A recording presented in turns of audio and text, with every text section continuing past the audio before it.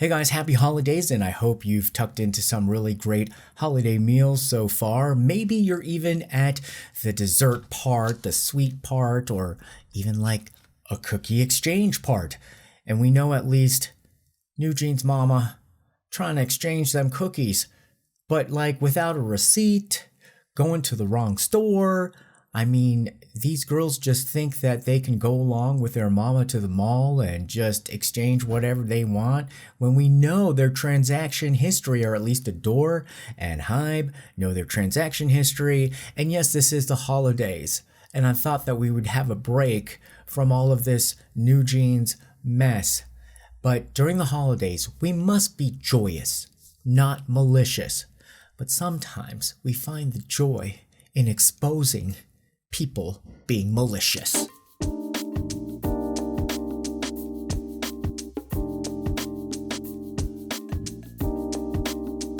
So yes, we're going to talk about how New Jeans, the members of New Jeans, are just going along their merry way, trying to find Santa's village without their exclusive contract with ADOR, even going so far as setting up a new Instagram handle, jeanzforfree, jeans with a Z.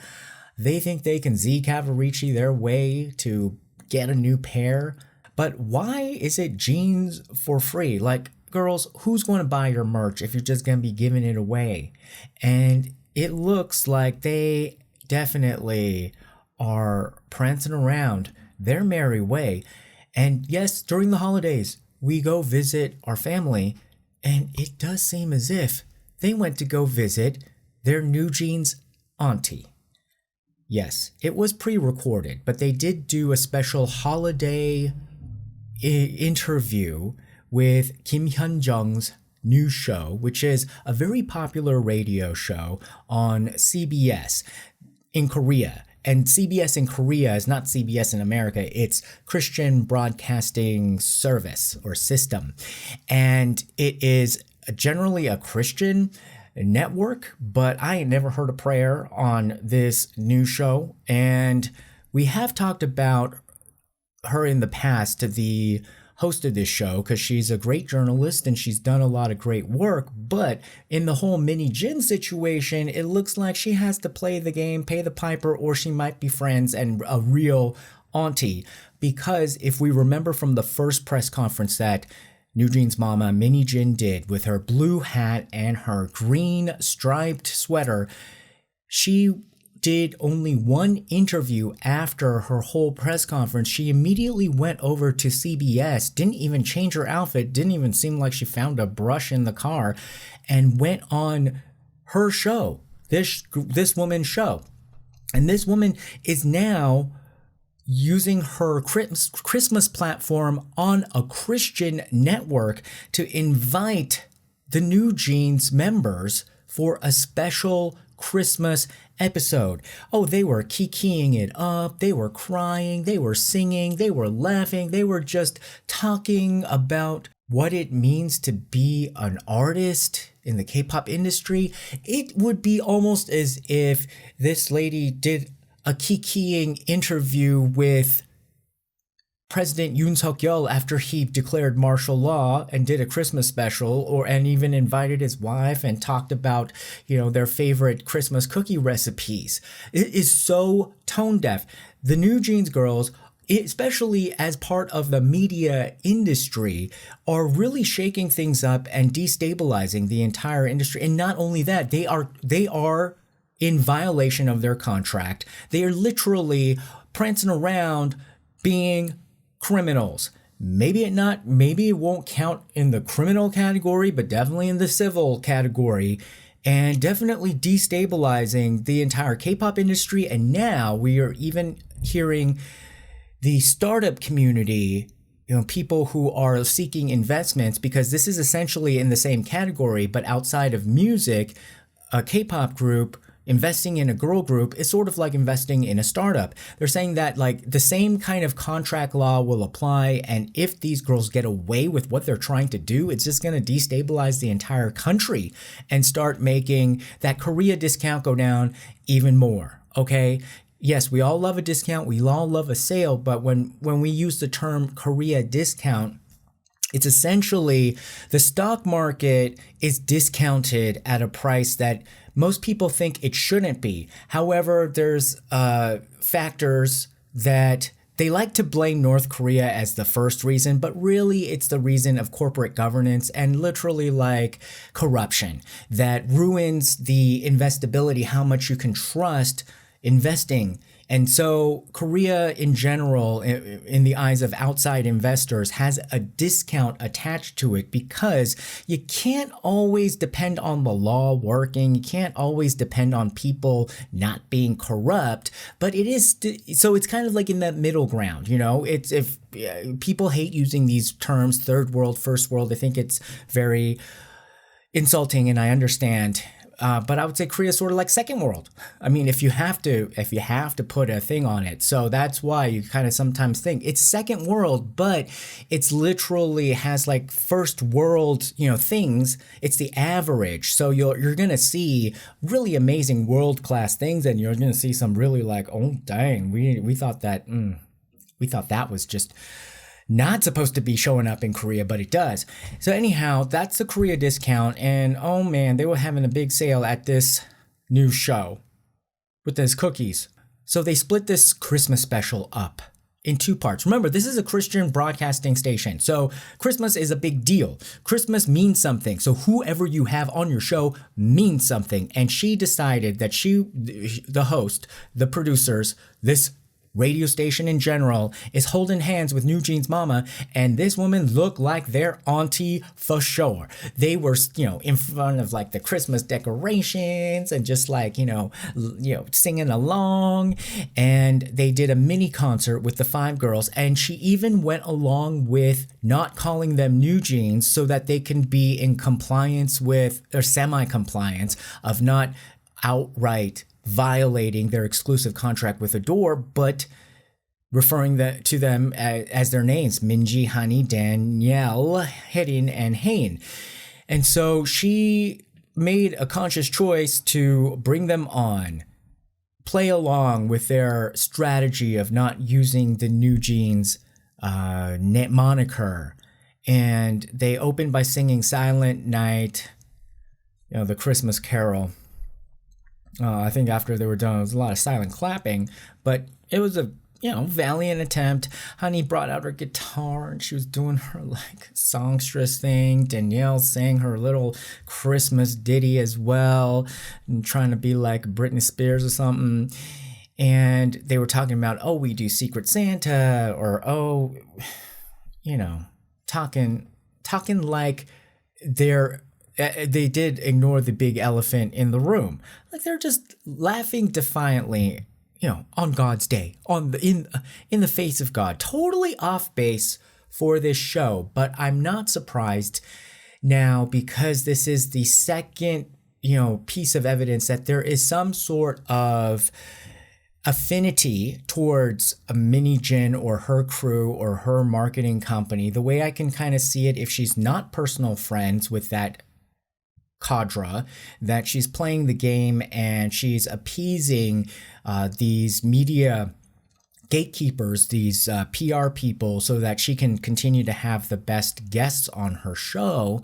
Or she may actually have some sort of loyalty or personal relationship with that crew, or maybe she's a fan, maybe she's her own bunny and she's just saying like, okay, let bygones be bygones, let's have them on the show. It still surprises me because she is usually very tough, she's usually very no nonsense, she's usually she was very pivotal during the whole SJM case, and she's very much, you know, attuned to like having a BS meter and, you know, be willing to call it out. So I'm surprised at this choice. So let's take a look briefly at the new Instagram Jeans for Free.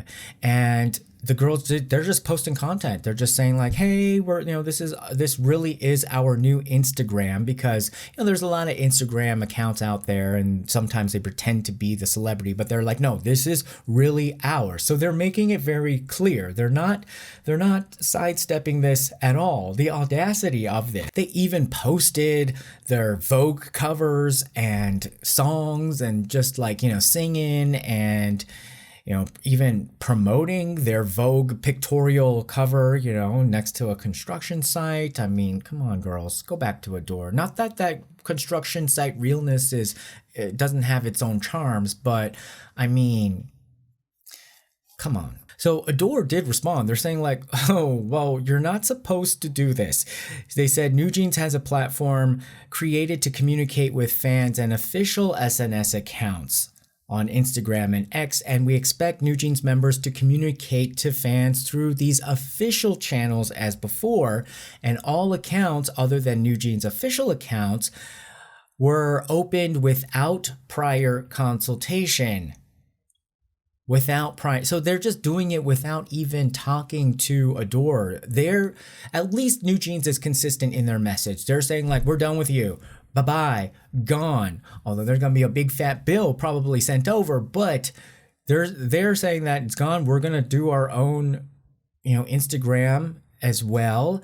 But ADOR says we've received inquiries and complaints from third parties such as advertisers regarding the posting on such accounts and the content, and we've conveyed our concerns to the artists and their legal representatives. And because these may cause legal issues. Yes, of course, they are totally going rogue. And not only that, there is ample evidence that they are literally just they're just walking, they think they're walking through the forest, like collecting breadcrumbs to a gingerbread house, but it's going to be the witch's court. And they're literally just making this so easy for ADOR. ADOR's employee, so not only did New Jeans set up their new Instagram account, flaunting their new works independent of ADOR, which includes brand sponsorships and magazine covers. So ADOR is suing a former employee who was on Min Hee-jin's team for going rogue and negotiating deals separate from the company, including with advertisers, and actually going through with some advertising campaigns. One in particular, it's being said it's an Omega watch sponsorship with Danielle, and I think it was because I don't even know if she showed up for a photo shoot, because it looked like they just edited this watch ad over directly into TikTok or something. And Omega, that's a very odd choice, but when you really think about it, apparently the Instagram audience is mainly made up of men in their mid-30s, and the watch owners, the people who actually buy Omega watches throughout the world, are in their 30s and 40s. 71% of them are men. So it definitely has that vibe of George Clooney, Joe Biden. It's not young girls. But if you're not George Clooney on Lake Como in your yacht or in your vintage convertible, then essentially you are a bunny uncle if you are one of these Omega watch customers. So in some ways it does make sense, but it makes sense in a kind of creepy way.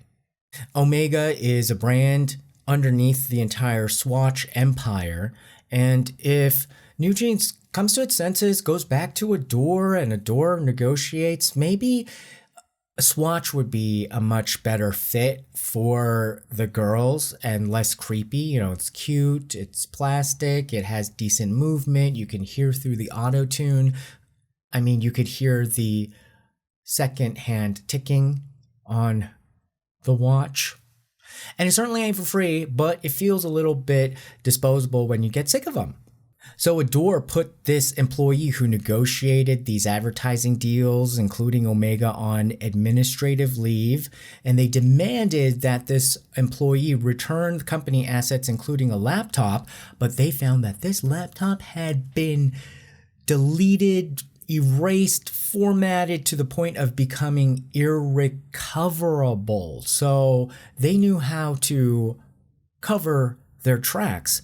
A little bit scary. Don't know exactly where they might have gotten the advice from, but definitely if they just send some people to go to the back alleys of the Yongsan electronics market, you could probably find somebody who's willing to rat out or like brag like, oh yeah, we did that laptop. And there's a lot of audacity here because Hanni is essentially getting a Christmas gift from ADOR and HYBE. She's essentially either already an illegal immigrant or really quickly on her way to being an illegal immigrant in South Korea because her E6 visa is going to expire. ADOR and HYBE said that, yeah, we're going to go through the steps to renew her visa, and be the sponsor. But if Hanni is not going to comply and doesn't really want to work with ADOR anymore, does she have a new company that's willing to sponsor her visa? And is that new company willing to take that legal risk of infringing knowingly on her exclusive contract? So she's gonna have to really face the piper, and that Korean immigration system is no joke. Oh, it is not a pleasant experience at all. I have never seen a government agency full of people so happy to see you fail and to set up their paperwork and systems in such a tricky manner where anybody, no matter how smart you are, gonna have to go there multiple times because, oh, you forgot to check this box off, or oh, this was the wrong way to schedule the appointment, or no, you have to refile and you have to go to a different department, get it. I've gone through it all. You can see a different video I made about the horrors and the nightmares of the Korean immigration system, and I don't think that she should have any special privileges or exceptions. I think she should go face to face with the immigration officers, and thank God, I think some of them are bunny uncles, so maybe you will have an easier time. But generally, I think, if she wants to experience Korea, you have never experienced Korea until you've gone through the immigration system for a long-term visa. However, what this Christmas cookie exchange really does show is that there are so many people willing to go along and show up at your cookie exchange party of savage treachery. They probably do have a cooking class at the Jezebel Institute of Treachery because, one way to somebody's heart is through their stomach as well, and nothing like a sweet treat for them kids. So there are people willing to go along. Yes, we saw that the manager was willing to risk a lot, basically their career, to go on Team Min Hee-jin and ADOR and set up these advertising deals. We're seeing some advertisers of major international brands, even a Swiss brand. I mean, they're usually very much on the nose with rules and regulations. I can't believe a Swiss brand would go along with it, but they are going along with it. And now we're even seeing collusion from Vogue Korea. It's being said that Min Hee-jin has good relations and is friends with the top brass, either the editor-in-chief or some people over at Vogue Korea, for them to actually go through with this as well. There was none of this Vogue Korea like calling up ADOR and being like, and HYBE being like, oh my gosh, well, we have this opportunity for them to be on the cover. We want to do a pictorial in Vogue, but we don't know about the new jeans name or whether this is even possible. And, can we, work out a deal? They did none of that. They just went straight to Min Hee-jin, made a deal with her, and made her the creative director on this photo shoot. It was 12 cover versions and 52-page pictorial. I don't think everybody's ever gotten 52 pages. Granted, the January issue of Vogue is probably one of the bottom of the barrel. Like, nobody reads it, nobody buys it. There's no clothes in it. So I guess it makes sense to put in a lot of pages of a celebrity in the January issue to, cover the gap between all the fashion weeks. But it is a bit odd that such a big brand, Vogue Korea, would announce that they're going to go along with Team Min Hee-jin and violate all of these contracts. So I wonder if HYBE and ADOR are going to have some silent support from a lot of other companies and brands, seeing like this is very reckless behavior that has the potential to ruin contracts and the investability of Korea, and also just even the domestic operations of Korean business. Because this is extremely audacious. In the pictorial, you had Vogue Korea just say special creative director Min Hee-jin, directed by Min Hee-jin. So she's definitely, collecting her Christmas cookie check. I think it was a okay looking photo shoot. I mean, Vogue Korea does definitely have a standard, so it's not going to be like that TikTok edited Omega ad, but it was still, I felt, a little bit underwhelming, but good in some senses, but extremely inappropriate and audacious. And these things are meant to be bold moves and maneuvers, saying that we are the ones in power as New Jeans and New Jeans mama Min Hee-jin and any other aunties and uncles who want to go along for the ride, see where that gingerbread house goes. But saying that, look, there's a team, there's a group, there's a faction that's going to take over and, don't mess with us. However, I don't know. Well, if Team Min Hee-jin does win, that is going to be a lot of destruction and almost like the end of Korean business trust and practices. However, I don't think the business community is going to let them get away with it for that long, because most of the people that are on Team Min Hee-jin, yes, they might have some key positions, but they're usually all just hired guns. They're not the establishment, they're not like the real money. They're like people who've been hired by the real money. So I don't really know how far their power play is really going to go. So even the Korea Startup Forum, KOSPO, expressed concern publicly. They made a statement saying that the recent conflict between HYBE and its subsidiary over investment contracts is a serious issue that could undermine the principles of trust and responsibility, which are the foundation of the investment ecosystem. They also expressed deep concern that the situation could undermine the legal stability of the investment environment and threaten the very foundation of the startup ecosystem. So again, when you really parse it down, investing in a girl group is very much like investing in a startup. So this is why the startup community, even though it has nothing to do with the music community, K-pop community, now you can see like how it's leaking over into other industries and people getting pissed. They went on to say, if overseas investors lose trust in the Korean market, global investment attraction will decrease, limiting growth opportunities for domestic startups and weakening the competitiveness of the Korean startup ecosystem. Even the big chaebols rely on Korean startups because in a way it's like their R&D divisions that they don't really pay for or invest for. Like once a startup pops, then they usually get into a long-term contract with a Korean conglomerate and then maybe even acquired. So this is, even though, you're saying like, oh, well, it's just the startup people like, raising their fists. No, this is going to go straight up to the boardrooms of the top conglomerates of Korea. And if they realize that, none of the smartest and brightest are willing to be it's sort of like brain slaves as well, they're going to be pissed off. And no amount of cookies in all of Korea will ever trump the pocketbook of these people. So there may be eventually a battle, or maybe you might see New Jeans try to make a slick move by just calling themselves New Jeans, but with a Z instead of an S at the end.